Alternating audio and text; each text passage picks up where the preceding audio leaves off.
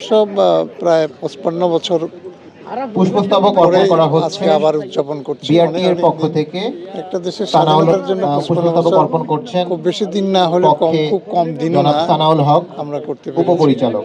তা আমাদের একটা প্রত্যাশা বিআরটি ছিল চট্টগ্রাম। মুক্তিযুদ্ধের সময়, যে প্রত্যাশা নিয়ে আমরা মুক্তিযুদ্ধ করেছিলাম অনেক সাহস নিয়ে, অনেক প্রাণের বিনিময়ে, 30 লক্ষ শহীদের বিনিময়ে আমরা এই স্বাধীনতাটা পেয়েছিলাম। এবং আমাদের অনেক বেশি প্রত্যাশা ছিল এই দেশকে অনেক সুন্দরভাবে গড়ে তোলার জন্য। কিন্তু হয়তো বা কোনো ব্যাপারে হয়তো আমরা সেটা সম্ভব হয়নি। তবে আমার প্রত্যাশা থাকবে যে আগামী দিনে আমরা নতুন প্রজন্মকে সাথে নিয়ে, আমরা মুক্তিযোদ্ধারা যারা আছি এই দেশবাসীকে সাথে নিয়ে এই দেশটাকে সুন্দরভাবে গড়ে তুলব।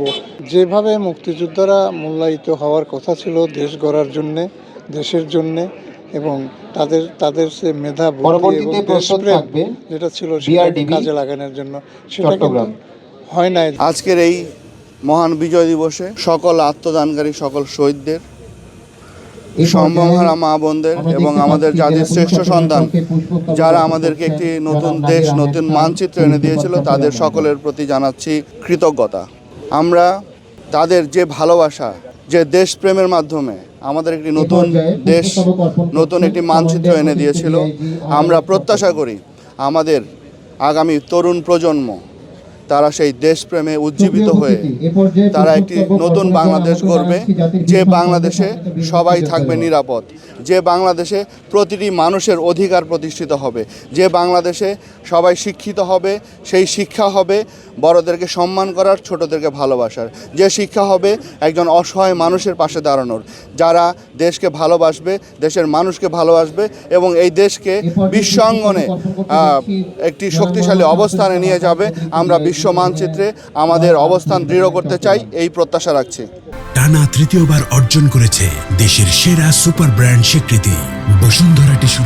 জয়ের যে আবিধানিক অর্থ, সেই বিজয়কে আমাদের রাখতে হবে, কিন্তু আলটিমেটলি আজকে আমাদের বিজয় বারবার বিভিন্ন কারণে নস্যাৎ হয়েছে। আমরা 1971-এর মুক্তিযুদ্ধে, মহান স্বাধীনতার যে মর্মার্থ নিয়ে সেদিন মুক্তিযুদ্ধ হয়েছিল, একটা সাম্যতা, ন্যায় বিচার, সামাজিক মানবিক মর্যাদা, বারবার সেটা আসলে ইনফ্যাক্ট ব্যাহত হয়েছে বিভিন্ন কারণে।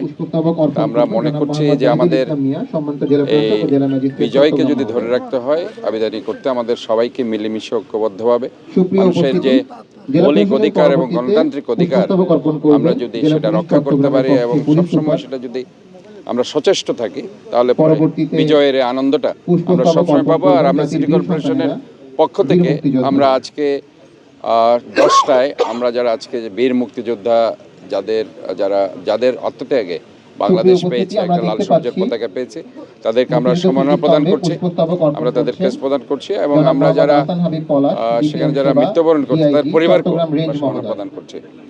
তো এই ধরনের কিছু কর্মসূচি আজকে সিটি কর্পোরেশনের পক্ষ থেকে ইনশাল্লাহ আমরা নিয়েছি। বিজয়ের দিবসে আসলে জাতির প্রতি শ্রদ্ধা জানাতে আমরা সবাই এখানে একত্রিত হয়েছি। ভালো লাগছে এখানে এসে। মহান বিজয় দিবস উপলক্ষে 16ই ডিসেম্বরে আমরা ডিসি পার্কে পুষ্পস্তবক দিতে এসেছি এবং যারা মুক্তিযোদ্ধা যারা আছেন, যাদের রক্তের বিনিময়ে আমাদের দেশ স্বাধীন হয়েছে, তাদের প্রতি আমরা শ্রদ্ধা ভরে স্মরণ করছি তাদেরকে এবং তাদের প্রতি আমরা অনেক কৃতজ্ঞ। আজকে তাদের এই ত্যাগ তিতিক্ষার কারণে আজকে আমরা এই স্বাধীন সার্বভৌম বাংলাদেশ পেয়েছি এবং নতুন প্রজন্মের কাছে এটা একটা স্মরণীয় দিন হয়ে থাকবে।